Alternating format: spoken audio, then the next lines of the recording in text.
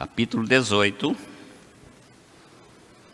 2 Reis, verso de 1 a 8. Peço à igreja que leia comigo, vamos ler todos juntos. 2 Reis, que quem quiser ficar em pé, fica à vontade. Capítulo 18, verso de 1 a 8. Leiamos. No terceiro ano de Oséias, filho de Elá, rei de Israel, começou a reinar Ezequias, filho de Acás, rei de Judá. Tinha 25 anos de idade quando começou a reinar. Reinou 29 anos em Jerusalém. Sua mãe se chamava Abi e era filha de Zacarias. Fez ele o que era reto perante o Senhor, segundo tudo que fizera Davi, seu pai. Removeu os altos, quebrou as colunas, deitou abaixo o poste ídolo, e fez em pedaços a serpente de bronze que Moisés fizera. Porque até aquele dia os filhos de Israel lhe queimavam incenso e lhe chamavam Deus Santo. Confiou no Senhor Deus de Israel, de maneira que depois dele não houve seu semelhante entre todos os reis de Judá, nem entre os que foram antes dele. Porque se apegou ao Senhor, não deixou de segui-lo, e guardou os seus mandamentos, que o Senhor ordenara a Moisés. Assim foi o Senhor com ele, para onde quer que saía. Lograva bom êxito, e se rebelou contra o rei da Síria, e não o serviu. Feriu ele os filisteus de Gaza até os limites, desde as atalaias dos vigias até a cidade fortificada. Vamos orar. Pai querido, é a Tua palavra que está aberta diante dos nossos olhos. Eu me rogo, Pai, como servo do Senhor, que ela seja colocada dentro dos nossos corações, para que venha produzir frutos para a glória do Teu nome.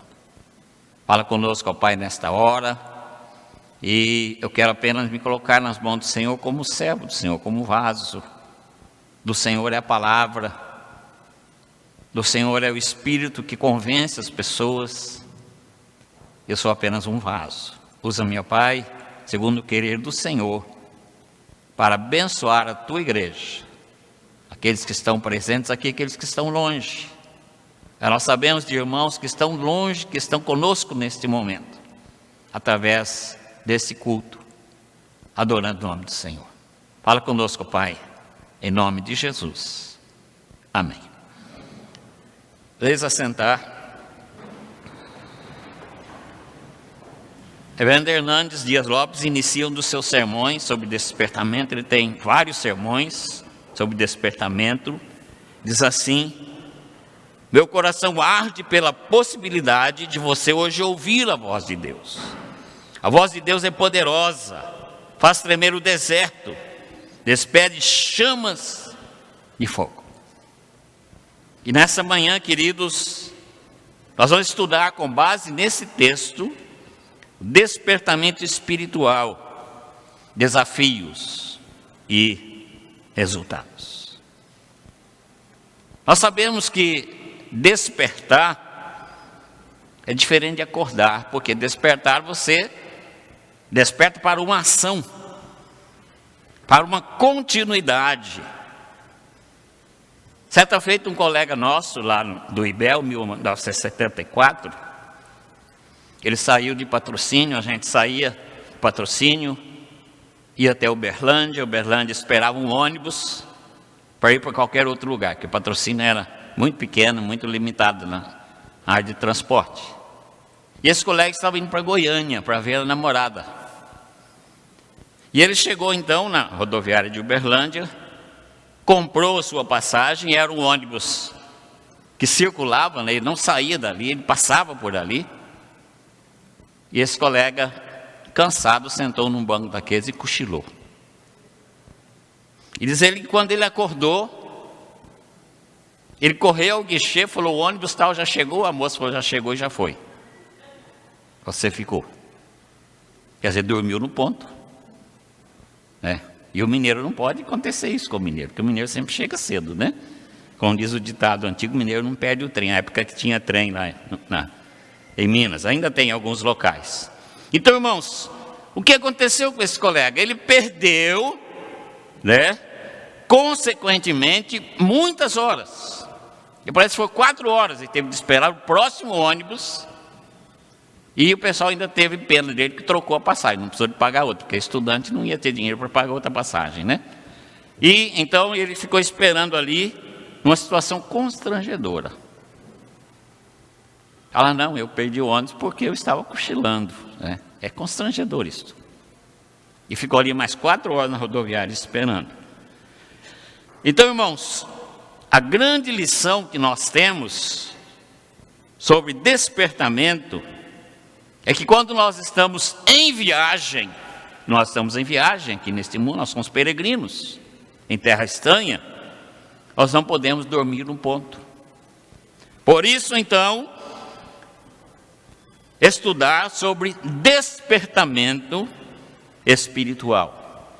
Então, como eu já disse, despertar é um estado de sair da inatividade, de sair do estado de prostração, é passar a ter vigor e força.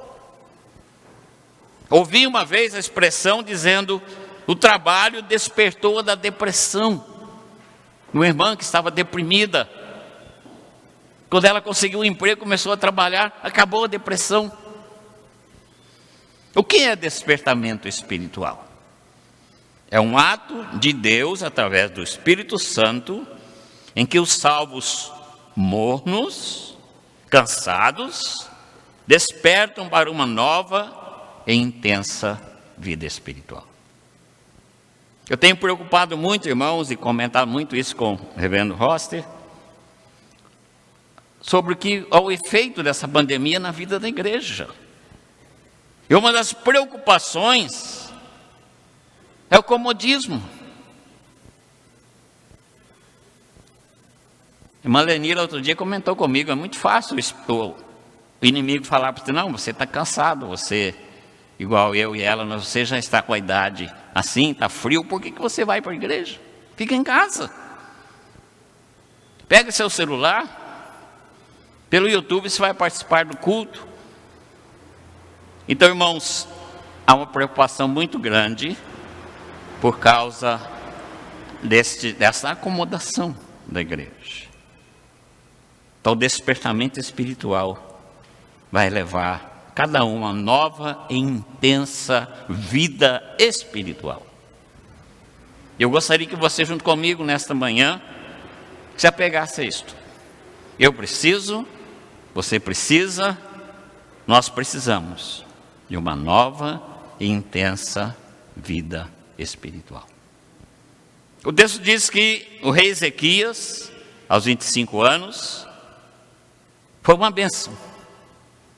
Ele experimentou junto com seu povo um grande despertamento espiritual. E diz: porque se apegou ao Senhor.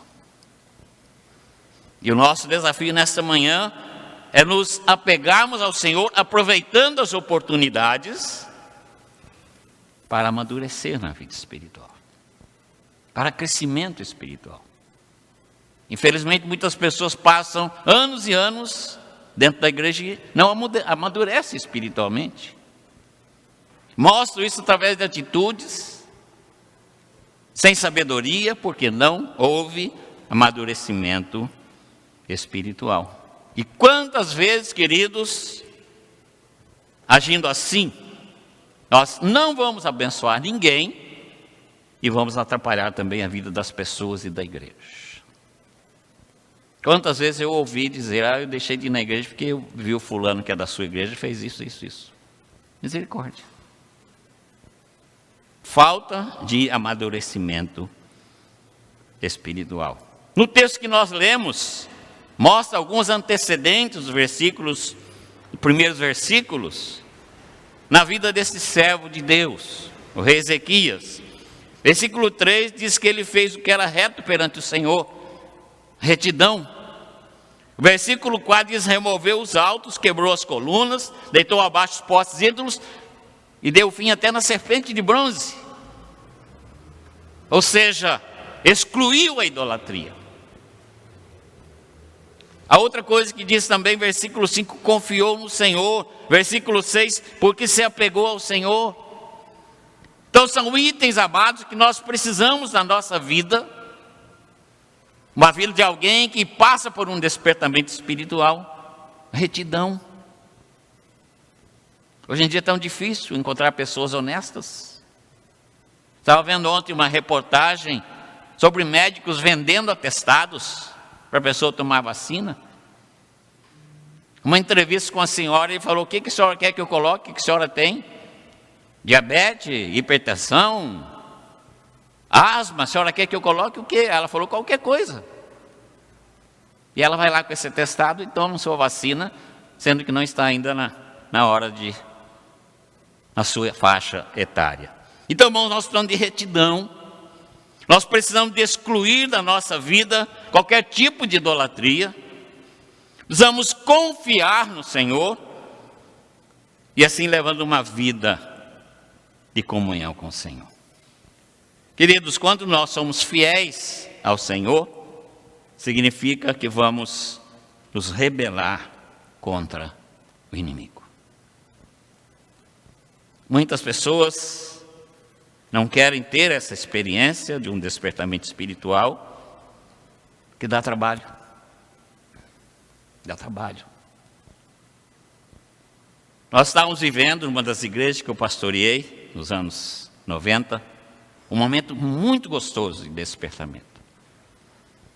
E eu apresentei ao conselho um projeto de 5 anos. A igreja lá tem um terreno grande.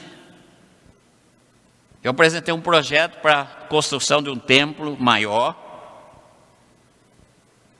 E a outra rua, a gente construiria salas para comércio, para alugar.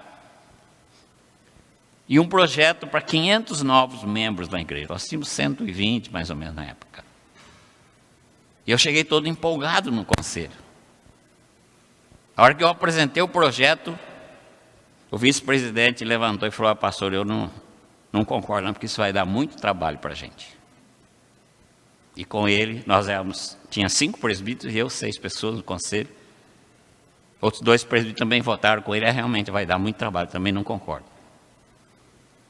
2 votaram comigo, lá: não, vamos pastor, vamos em frente, mas a maioria votou não, né? Eu não ia votar, o voto me leva, senão fica muito ruim, né? E naquele instante eles perceberam, todos eles, que eu tive uma decepção muito grande. Terminamos a reunião, eu fui para casa. Logo que eu cheguei em casa, um dos presbíteros que votou comigo falou: pastor, nós acabamos de perder o senhor, não foi? Eu falei: foi. Para a próxima reunião, eu vou pedir ao conselho que procure outro pastor, que eu venho aqui para trabalhar. E se os meus presbíteros, meus companheiros de pastoria não querem trabalhar, na sua maioria, então eu não tenho lugar para mim aqui. E ainda no mês de março eu avisei o conselho, falei: estou saindo o ano que vem, não sei para onde eu vou, o Senhor vai me levar para onde Ele quiser, porque vocês, a maioria que não querem trabalhar, eu vim aqui para trabalhar. Então, irmãos, muitas vezes a igreja não se envolve, não quer se envolver, algumas pessoas, com o despertamento espiritual, porque dá trabalho. E despertamento espiritual significa refrigério do Espírito Santo, é muito gostoso, mas significa também resistência a Satanás. Você pode pensar, então, se eu viver um despertamento espiritual na minha vida, meus problemas vão se acabar. Não vão se acabar. E nem vai eliminar o seu esforço na batalha espiritual. Como eu disse, vai aumentar o trabalho cada vez mais. E nós podemos comparar um despertamento espiritual com uma reforma de uma casa. O que acontece quando você vai reformar uma casa? Primeiro, leva muito mais tempo do que a gente espera. A Regi está falando sim ali, porque ela acabou de reformar a casa, né, Regi? Mais o Osmar. Então leva muito mais tempo. Custa mais do que o planejado. E em terceiro lugar, a bagunça é muito grande. Até chegar tudo no lugar, então a bagunça é muito grande. Então, irmãos, o rei Ezequias descobriu, porque ele era um homem que confiava no Senhor, era um homem que tinha comunhão com o Senhor, era um homem íntegro. Ele descobriu que despertamento espiritual era lidar com o inimigo e não apenas lidar com Deus. Se fosse lidar só com Deus, que maravilha, né? A gente deitava numa rede, falava, eu estou aqui numa boa, no despertamento espiritual, o Senhor vai me abençoar, eu vou ficar balançando aqui, pegando esse ventinho tranquilo. Ou seja, nós teremos de ter convicção do despertamento espiritual. Ele tinha, né? Por quê? Ele sabia que tinha de enfrentar o inimigo. Além das grandes bênçãos de Deus, enfrentar o inimigo, combater o inimigo e se tornar instrumento de bênçãos na vida das pessoas. O despertamento traz tudo isso para você. Traz o seu enlevo espiritual, traz para você o privilégio de combater o inimigo, que isso é um privilégio também, traz para você a bênção de se tornar um instrumento na vida das pessoas. As pessoas vão olhar para você e vão falar, puxa vida, o que está acontecendo na sua vida? Me fala, compartilha comigo. E você vai então compartilhar com aqueles que estão ao seu redor. Em primeiro lugar, o despertamento espiritual envolve desafios. E o primeiro desafio é rejeitar o inimigo. Verso 7, o nosso texto diz assim: assim foi o Senhor com ele. Para onde quer que saía, lograva bom êxito. Rebelou-se contra o rei da Síria e não o ouviu. Rejeitar o inimigo. Porque, amados irmãos, a pessoa que vive o despertamento, ela precisa rejeitar o inimigo. Porque ela tem compromisso com a palavra de Deus. O texto diz que guardou os mandamentos que o Senhor ordenara a Moisés. Irmãos, apesar de todas as circunstâncias, ele tinha as bênçãos de Deus sobre ele. E a sua obediência, a sua honra à palavra, o colocou sobre as bênçãos, não sobre as maldições. Nós temos lá, no livro de Deuteronômio, as bênçãos e as maldições, decorrentes da nossa obediência a Deus. Então o rei Ezequias estava agora debaixo das bênçãos do Senhor, desfrutando dessas bênçãos através do despertamento. Não era autoconfiança.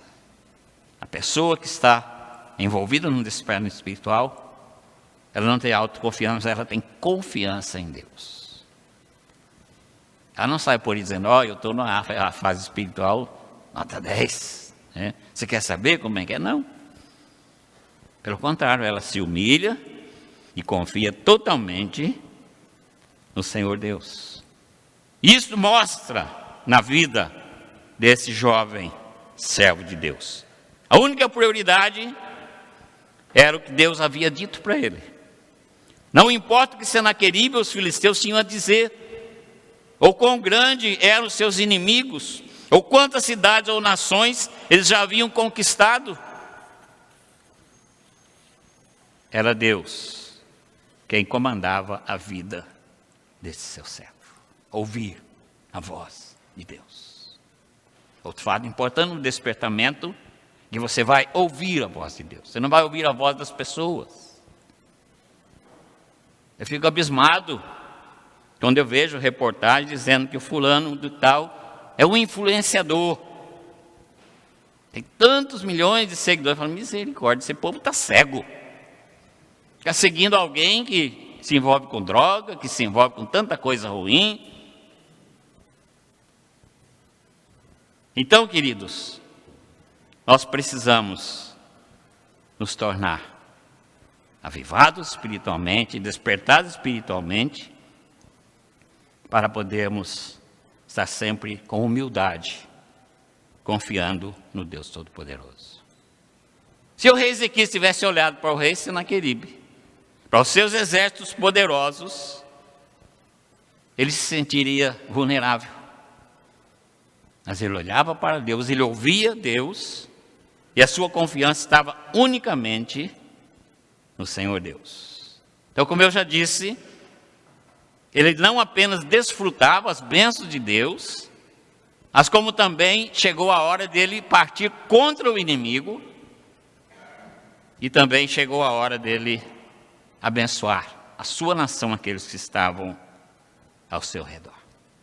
Portanto, despertamento traz consigo grandes responsabilidades. Rebelou-se contra o rei da Síria e não o serviu. Ele queria servir a Deus Todo-Poderoso. Ele ouvia a voz do Deus Todo-Poderoso. Ele não serviu ao rei da Síria. E ele sai então na luta, se rebela contra o rei e sai na luta contra os filisteus. Porque os filisteus já haviam tomado uma grande parte do reino, do território de Judá. E o rei, passando por esse despertamento, ele não ficava satisfeito, sabendo que só eles ali em Jerusalém estavam dentro da bênção, mas que os outros estavam sofrendo nas mãos dos inimigos. Portanto, despertamento espiritual não pode fazer-nos indiferentes à humanidade perdida que está ao nosso redor. Gozando, sim, o gozo da presença gloriosa do Espírito Santo, mas também preocupando com aqueles que estão ao nosso redor.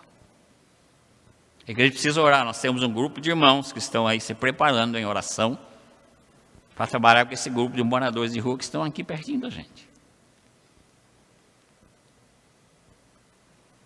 Então, isso é olhar para aqueles que estão ao nosso redor.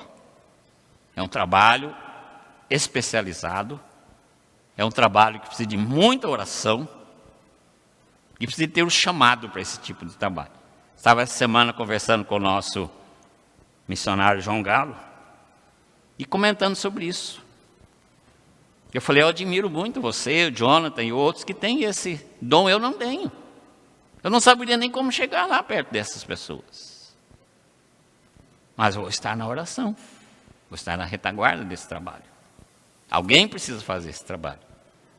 Então, irmãos, despertamento espiritual é a gente não nos fazermos indiferentes com as pessoas que estão ao nosso redor. Por quê? Muitas dessas pessoas estão sendo destruídas pelo inimigo. E estão na nossa área de alcance, que nós podemos fazer alguma coisa.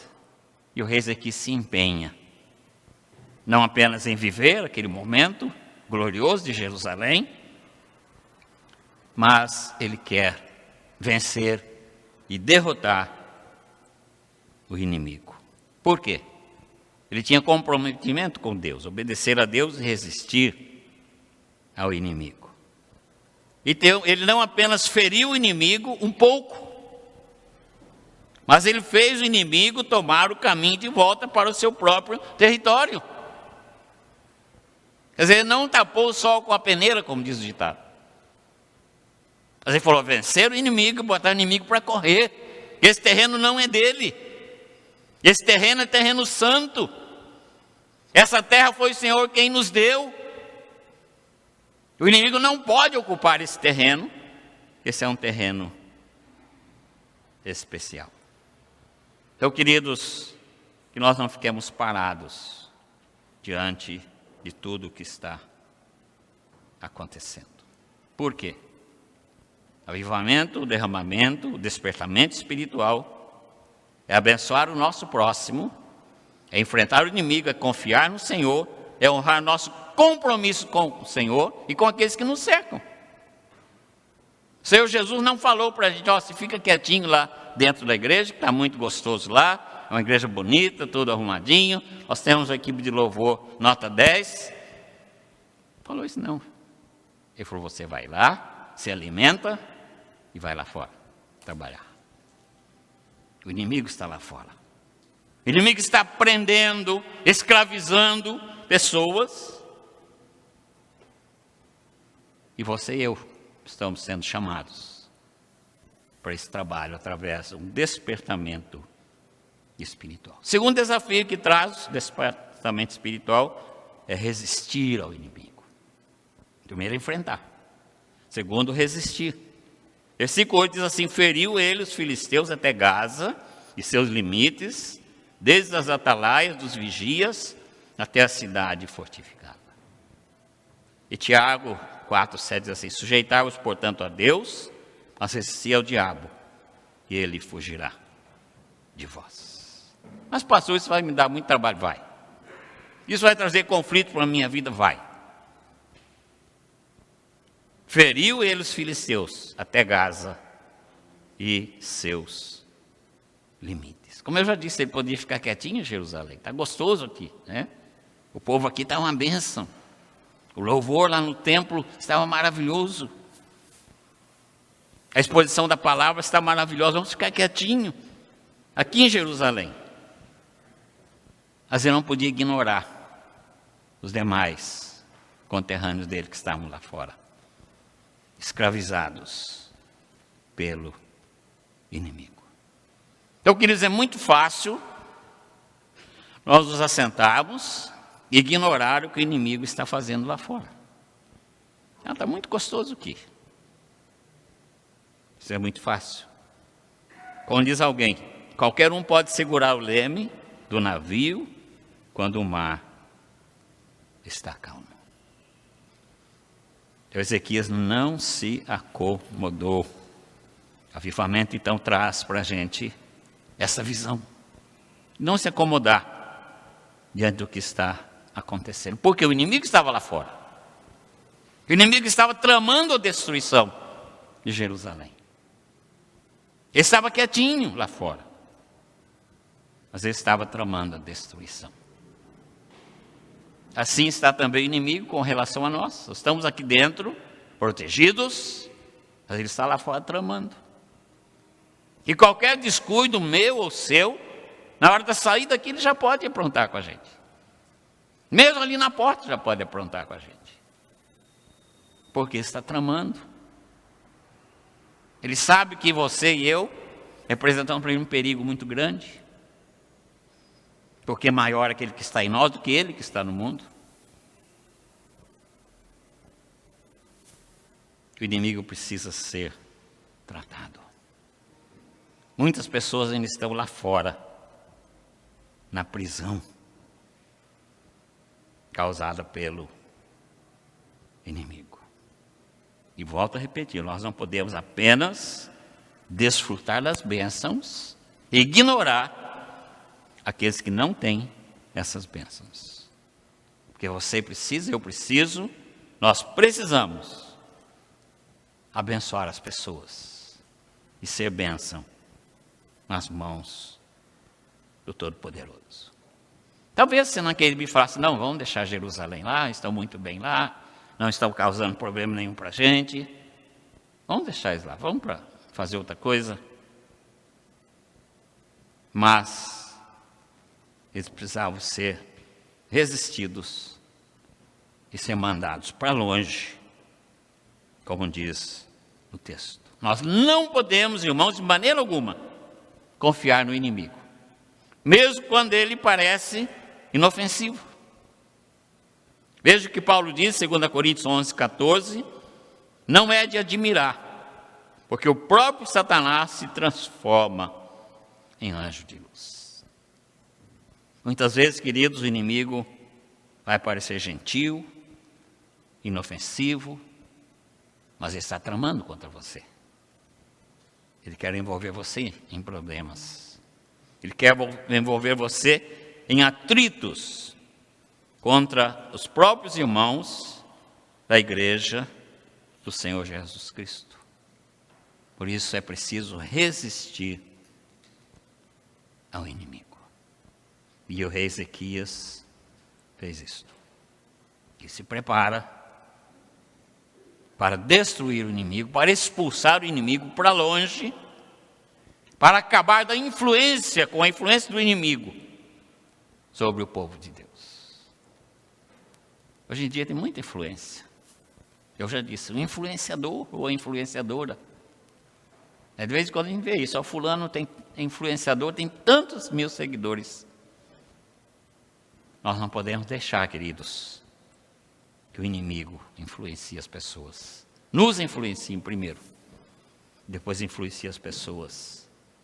Nós precisamos ficar de olho no inimigo. Veja que o rei Ezequias conseguiu entrar nas torres de vigias, onde ficavam os atalaias, as cidades fortificadas, para alguém ficar lá em cima, ficar de olho no inimigo. Ficar vigiando. Um olho no que está acontecendo aqui, e um olho no inimigo, como diz o ditado. E assim ele ataca os filisteus, ele expulsa os filisteus dali da região, e nós precisamos também destruir. Não conseguimos destruir, porque isso é o Senhor Jesus quem faz. Nós precisamos resistir ao inimigo e expulsá-lo para longe de nós e para longe daqueles que estão sofrendo essa pressão. Portanto, despertamento espiritual. O que eu vou fazer? Vou abençoar meu próximo, vou enfrentar o inimigo, eu vou confiar somente no Senhor, eu vou honrar meu compromisso com o Senhor e com aqueles que me cercam. De que maneira? Resistindo ao inimigo. Terceiro e último desafio que nos traz o despertamento espiritual é obter a vitória. Diz o texto que o rei Ezequias saiu com o exército. Não era grande, mas ele estava debaixo do poder de Deus. Ele estava ouvindo a voz de Deus. Ele estava sendo guiado por Deus. Então ele vai e destrói tudo, desde as atalaias, os vigias, até a cidade fortificada. Ele não ficou preocupado, se o exército da Síria, os filisteus eram um número maior do que o dele. Ele não ficou preocupado quantas cidades estavam já sob o domínio dos filisteus. Mas ele acreditava que Deus o conduziria para a vitória. Mesmo com um exército menor, o Senhor o conduziria para a vitória. Então, queridos, obter a vitória é o que Deus espera de cada um de nós. Não pela nossa própria inteligência ou poder, mas pelo poder de Deus e pela palavra de Deus. Não importa se nós nos sentimos em desvantagem. No momento que você experimentar o despertamento espiritual, você vai ter certeza que Deus trará a vitória para você. Deus trará a vitória, porque nós confiamos nele e não podemos pensar, eu sou tão fraquinho. Tínhamos um hino, alguns anos atrás, os irmãos que têm mais tempo de igreja devem lembrar que esse hino até acabou, graças a Deus, E assim, somos fracos, tão cansados. Isso não existe. A vida da igreja, isso não existe. Graças a Deus acabou o hino, Ninguém canta mais. Nós não somos chamados para ficar fracos e cansados. Ou sim, nós somos chamados para partir para a luta contra o inimigo. Por quê? Nós confiamos em Deus. Nós temos um compromisso com o Senhor. Nós temos um compromisso com a palavra do Senhor. Então não importa, irmãos, quantas vezes o inimigo tem abatido os outros. Mas nós, os salvos, temos de resistir ao inimigo. Porque o Todo-Poderoso nos dá a vitória. E não podemos de maneira alguma aceitar a derrota imposta pelo inimigo. Então, como eu já disse muitas vezes, muitos salvos perdem as grandes bênçãos das grandes vitórias, porque eles cedem à pressão do inimigo. Não posso fazer isso não. Não tem talento para isso, não tem condições para isso, perde a bênção. A bênção passa. Então, irmãos, nós precisamos, como eu disse, despertamento é um processo ativo e contínuo. É uma batalha constante na nossa vida. Então, submeter-nos a Deus, mas combater o inimigo. Como está a sua batalha? Você está com medo? Está trancado dentro de si mesmo? Como está a sua batalha? Então, despertamento é uma luta ativa contra o inimigo em nossas almas. Não é apenas um tempo de refrigério, de descanso, mas é um tempo de resistência. Existem muitas pessoas ao nosso redor, talvez a nossa própria família, que têm sido escravizadas pelo inimigo. Muitas pessoas, até na nossa própria família. Eu tenho procurado trabalhar esse tempo aqui em São Paulo, tenho muitos primos aqui em São Paulo, e muitos deles estão longe do Senhor. Eu tenho esse compromisso. Então, que a hora que eu comecei a fazer contato com eles, chegou a pandemia. E a maioria deles são da minha faixa etária. É de 60 para cima, então a gente não pode ficar correndo risco também. Mas eu tenho esse compromisso de visitar um por um deles e falar de Jesus. 90% já são crentes, mas alguns ainda não. Então, irmãos, o despertamento espiritual traz esse compromisso. Talvez lá na sua casa tenha alguém que ainda não tem Jesus como Salvador e Senhor. E você está sendo chamado para isso. Você é o missionário, a missionária, para fazer esse trabalho. E para isso você precisa do coração aquecido pelo Espírito Santo, através do despertamento espiritual. Despertamento espiritual. Desafios. Quais são os 3 desafios que nós vimos? Primeiro, rejeitar o inimigo. Não aceitar a influência do inimigo. Segundo, resistir ao inimigo. Resistir ao diabo e ele fugirá de vós. Terceiro, obter a vitória. Quais são os resultados do despertamento espiritual? Primeiro é o gozo espiritual. É algo extraordinário. E o segundo é a preocupação com aqueles que estão ao nosso redor, ainda sendo escravizados pelo diabo e pelo pecado. Como eu já disse, eu encerro. Muitos salvos se acomodam. Ah, tá bom, do jeito que está a minha vida, estou tranquilo. Já estou salvo mesmo. Se Jesus voltar agora, eu estou indo para o céu com Ele. Se Ele me chamar, estou indo para o céu com Ele também. Estou muito tranquilo. Então, o comodismo, irmãos, não é para o servo de Deus e nem para a serva de Deus. Muitos não se interessam pelo despertamento espiritual porque traz trabalho. Dá trabalho. Deus se enche de gozo, de alegria, mas Ele abre os seus olhos para você enxergar as pessoas ao seu redor que precisam de você. E Ele até manda as pessoas para te procurar. Como está minha vida espiritual?